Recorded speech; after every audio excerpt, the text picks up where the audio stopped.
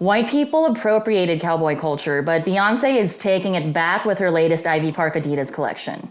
I'm Yoonj Kim, and this is MTV News Need to Know. Beyoncé's new Ivy Park collection, Rodeo, dropped today, inspired by the largely erased history of black cattle workers. The collection highlights the experiences of hard work by the people of color who shaped the frontier, in contrast to the fantasy perpetuated in movies and media. Bey, who grew up in Houston rocking fringe and cowboy boots at the rodeo, told Houston Chronicle, "After understanding where the word cowboy came from, I realized how much of the black, brown, and native cowboy stories are missing in American history." And right now, other young artists of color are pushing back against the narrative too. Lil Nas X rocked the yeehaw agenda fashion trend in his viral hit Old Town Road, introducing new generations to the black cowboy. And director James Samuel is hoping to redefine the genre by bringing a black western to Netflix called The Harder They Fall, with roles based on real-life cowboys. And in the lead Ivy Park Rodeo ad, Emmy-winning actor and cowboy Glenn Turman appears with his daughter, Melinda, who traded labor to access horseback riding. I used to go up to Central Park to the stables and I'd say, man, hey, I'll shovel all of that horse manure if you'll let me ride the horse for free, you know? That's where I'd spend my days. For generations, America globalized a white image of the cowboy with Clint Eastwood or John Wayne characters. But the first people believed to have ever domesticated horses were Asian. And in America, cowboy culture has Hispanic roots. Vaqueros, or Mexican cattle workers, were the first cowboys in the country, and by the late 1800s, 1 in 3 were vaqueros. And later, of every 4 cowboys in the American West, 1 was black. This was largely made up of slaves who tended to white people's land during the Civil War, and later, black people fleeing the Jim Crow South. And today, there is a lack of representation not just in pop culture, but in the sport of horseback riding itself.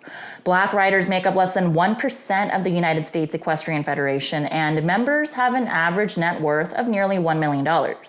For comparison, the average black household has an average net worth of $24,000. And not only does the cost make horses inaccessible to those without enormous privilege, but equestrians of color regularly quit because the culture is so steeped in racism. Brianna Noble, a rider based in Oakland, California, went viral on her horse in a BLM protest last year, but she's had to overcome obstacles to do what she loves. She recently told the Chronicle of the Horse, "I can't tell you how many times I walk into a barn and you get people who are blatantly racist. But the majority of people are just surprised to see a black person there at all.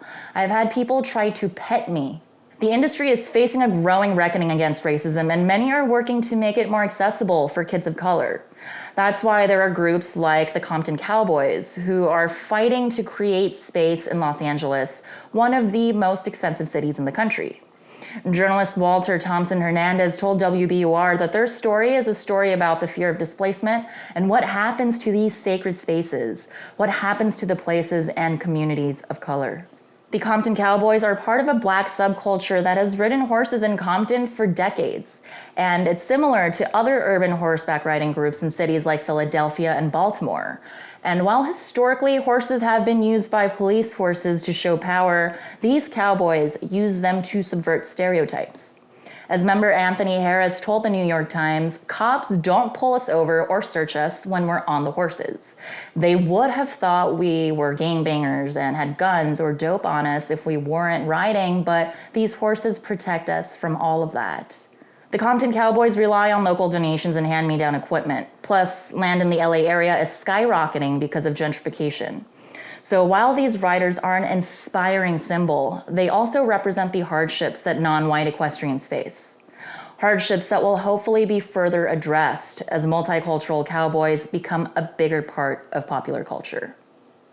I'm Yoonj Kim, and that's what you need to know.